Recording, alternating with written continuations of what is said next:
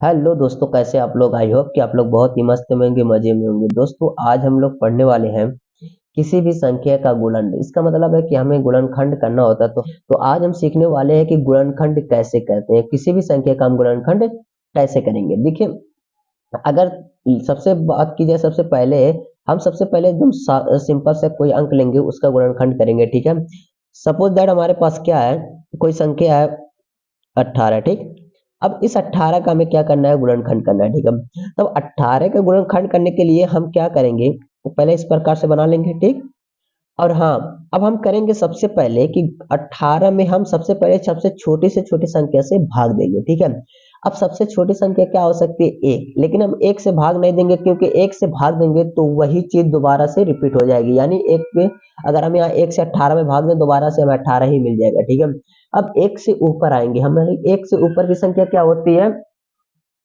दो होती है। क्या होती है, दो होती है। अब हम दो से भाग देंगे, अगर इसमें तो दो से भाग दीजिए कि 18 से अधिक ना हो, तो दो नवा 18। ठीक, ठीक। अब देखिए, क्या 9 में 2 से भाग जाएगा, पूरा का पूरा कटेगा, नहीं कटेगा। ठीक है, जब 9 में 2 से भाग नहीं जाएगा तो हम 2 से एक और ऊपर चढ़ेंगे। ठीक है, हम कोई भी संख्या हमें काटना रहेगा, गुणनखंड करेंगे, सबसे पहले हम छोटे से छोटे संख्या से काटते हैं, उसके बाद उससे नहीं कटती तो उसके ऊपर में जाते हैं, उससे नहीं कटती है तो उससे ऊपर जाते हैं। ठीक है, अब देखिए, जब ये 2 से 9 नहीं कटेगा, ठीक है, तो हम क्या करेंगे, यहाँ 3 से ट्राई करेंगे। ठीक है, देखिए 3 से 9 कट जाएगा, तो हाँ कट जाएगा, 3 त्रिक का 9। ठीक है, 3 त्रिक का 9। ठीक है, 3 से अगर आप 9 में भाग देंगे तो 3 बार में जाएगा। ठीक है, अब तीन तीन किससे कटेगा, 3 ही से कटेगा। ठीक है, ये जब तक एक ना आ जाए तब तक आप इस तरह काटते जाएंगे। ठीक है, इस तरह से आपने 18 का तो गुणनखंड देख लिया। ठीक है, अब बात करें इसके अधिक से, मतलब इससे बड़ी संख्या ले रहे हैं कोई। ठीक है,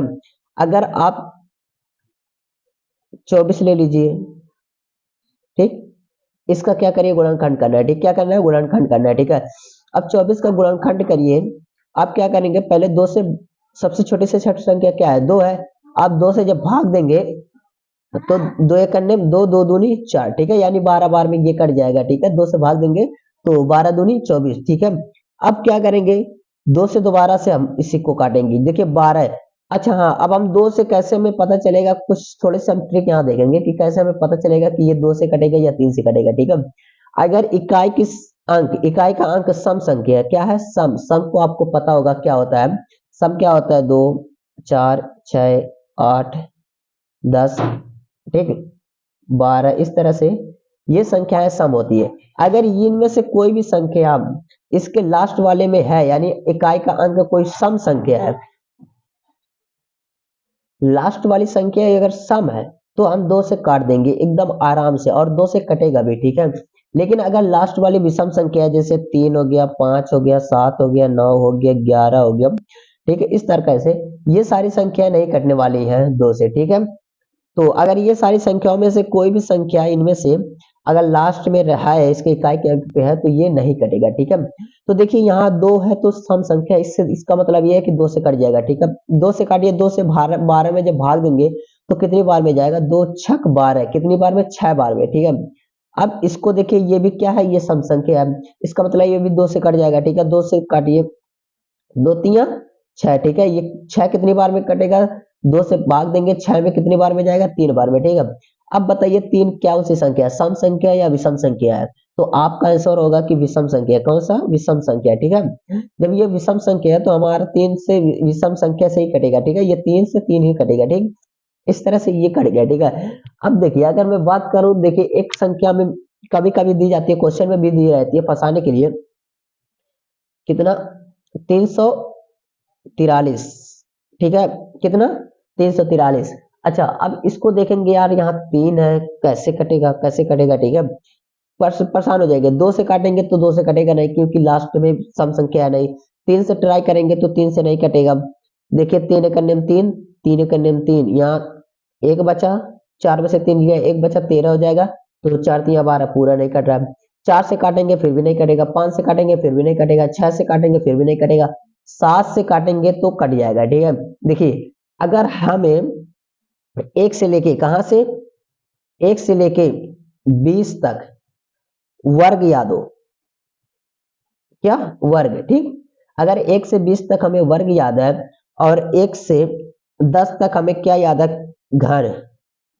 ठीक है, वर्ग का मतलब हो गया जैसे 1 एक अन्य में 1 2 दूनी 4 3 तिरिक का 9 4 चौका 16 पचम 25 छठोक 36 7 7 49 8 8 64 9 9 81 10 100 11 11 121 12 12 144। इस तरह से हमें 20 तक याद होना चाहिए, तब तो हमें गुणनखंड करने में बहुत ही आसानी होगी। और हमें 1 से 10 तक हमें क्या याद होना चाहिए, घन। इसका मतलब है कि एक एक करने में एक एक एक का मल्टीप्लाई एक कितना मतलब एक, ठीक इस तरह से। और 2 गुणे 2 3 गुणे 3 गुणे 3, इसका मतलब ये सब घन है। अगर इस तरह से याद आपके 2 दूनी 4 दूनी 8 3 त्रिक 9 त्रिक 27 4 त्रिक 16 चौका 64 55 25 25 125 छठा 36 छक्का 216 7 7 49 7 343। देखिए जब याद रहेगा ये चीज, 8 8 8 8 64 8 512 9 9 81 9 729 10 100 10 1000, इस तरह से जब याद रहेगा तो आपको ये इन जैसे संख्या से आपको लड़ने में बहुत आसानी होगी। ठीक है, यहाँ से आप एकदम आराम से देखेंगे यार ये किसका क्यूब है, यानी ये 7 का घन है। क्या है, 7 का घन। आप अगर 7 गुणे 7 3 बार करेंगे, ठीक कितना, अगर आप 7 गुणे 7 कर रहे हैं 3 बार, तो ये 7 सत्ते 49 होगा। 49 गुणे 7 करेंगे तो क्या होगा, 343 हो जाएगा। ठीक, क्या हो जाएगा, 343। ठीक है, इसका मतलब ये 343 से किससे कटने वाला, 7 से कटने वाला। ठीक है, अब देखिए 7 से काटिए, आप 6 तक जाएंगे नहीं कटेगा, 7 जाएंगे तब कट जाएगा। ठीक है, अब देखिए 7 का पारा पड़िए कि 34 से अधिक ना हो, किससे अधिक ना हो, 34 से अधिक ना हो।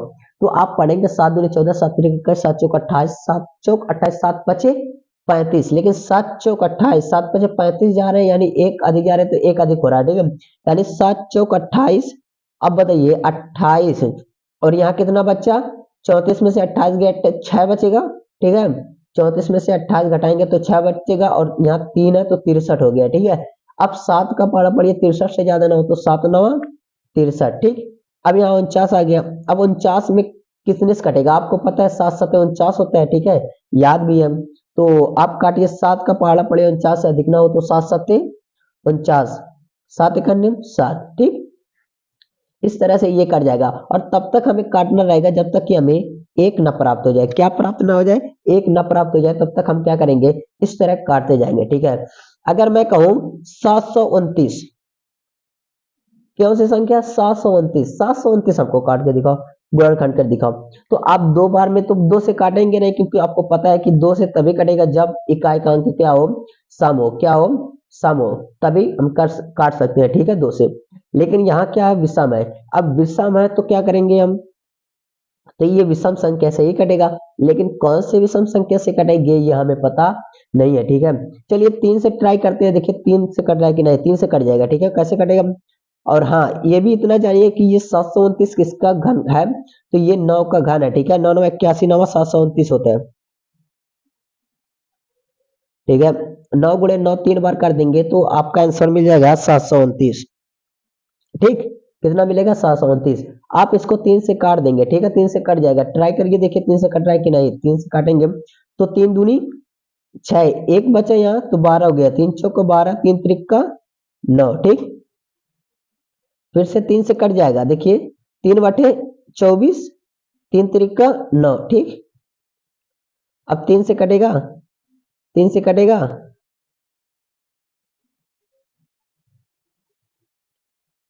3 दूनी 6 2, सॉरी यहाँ देखिए, यहाँ यहाँ थोड़ा सा गलती हो रही तभी तो नहीं कट रहा है। ठीक है, यहाँ देखिए 3 3 दूनी 6 3 चौका 12 हो गया, और यहाँ 3 त्रिक का 9, ये 3 हो जाएगा, कितना, ये 3 है। ठीक है, तब कटेगा। ठीक, इसको यहाँ से हटा के हम यहाँ करेंगे। ठीक, 729 कितना, 729 को आप 3 से काटिए, 3 दूनी 6 1 12 3 चौका 12, और ये पूरा कट गया, यहाँ बचा 9 तो 3 त्रिक का 9। ठीक है, अब क्या होगा, देखिए अब दोबारा से काटिए, कितने से काटेंगे, आप 3 से काटेंगे। ठीक है, क्योंकि 2 से कटेगा नहीं, क्योंकि आपको पता है कि यहाँ लास्ट संख्या जो हमारी इकाई की संख्या है वो क्या है, विषम संख्या है। ठीक, कौन सी संख्या है, विषम संख्या है। ठीक है, इसलिए हमारा 2 से ये कटने वाली नहीं है। ठीक है, अब 3/24। ठीक है, 3/24 3 एकन्नम 3। ठीक, फिर से 3 से काट दीजिए, 3 दूनी 6 3 7 21, ठीक इस तरह काटते जाइए 3 से, 3 9 27, 3 त्रिका 9, 3 इकन्नम 3। अब देखिए यहाँ एक आ गया ना, एक आया और ये कटता गया, ठीक है। अब देखिए अगर आप यहाँ से देखिए, मैं बोला था कि 9 का घन है, क्या है ये 9 का घन है, कितना 729 9 का घन है, ठीक है। अब ये जो हमने गुणनखंड किया, अगर आप देखेंगे तो आप ये देखेंगे कि अगर यहाँ से 3 त्रिका 9, 3 त्रिका 9, 3 त्रिका 9, यानी 9 गुणे 9 गुणे 9 आ रहा है कि नहीं आ रहा, इस तरह से। वैसे तो 729 का जो गुणनखंड है वो क्या है, 3 गुणे कितनी बार है, 1 2 3 4 5 6 बार, 3 गुणे 3 गुणे 3 गुणे 3 गुणे 3 गुणे 3, ठीक है। ये इसका गुणनखंड है, ठीक है, क्या है गुणनखंड है, ठीक है, ये इसका गुणनखंड है, ठीक। और ये क्या था, ये आप मैं बताया था कि ये 9 गुणे 9 गुणे 9 अगर 3 बार में है तो उसका गुणन, ये इसका पूरा कितना होगा 729। इसलिए कहा था कि अगर आपको 1 से 10 तक के घन याद है, ठीक है, और 1 से 20 तक के वर्ग याद है, अगर आप इसको भी 20 तक याद कर लेंगे तो बहुत ही अच्छा होगा, ठीक है। आपको बहुत सारे क्वेश्चन को करने में समय नहीं लगेगा, जैसे ही गुणनखंड करना हो गया, फिर एलसीएम निकालना भी होता है, ठीक है, एलसीएम निकालते समय भी हमें गुणनखंड करना होता है, ठीक है। तो इसके अगली वीडियो में हम देखेंगे एलसीएम, एलसीएम और एचसीएफ, ठीक है। लघुत्तम समअपवर्तक क्या होता है, लघुत्तम समअपवर्तक क्या होता है, और महत्तम समअपवर्तक क्या होता है, ठीक है। ये दोनों टॉपिक को हम इसके अगले वीडियो में जानेंगे, ठीक है। तो आज की वीडियो बस यहीं तक। अगर वीडियो अच्छी लगी तो प्लीज वीडियो को लाइक करिए, चैनल को सब्सक्राइब करिए, बेल आइकन को प्रेस करके ऑल पे क्लिक कर लीजिएगा। मिलते हैं नेक्स्ट वीडियो में, तब तक के लिए शुक्रिया, थैंक यू।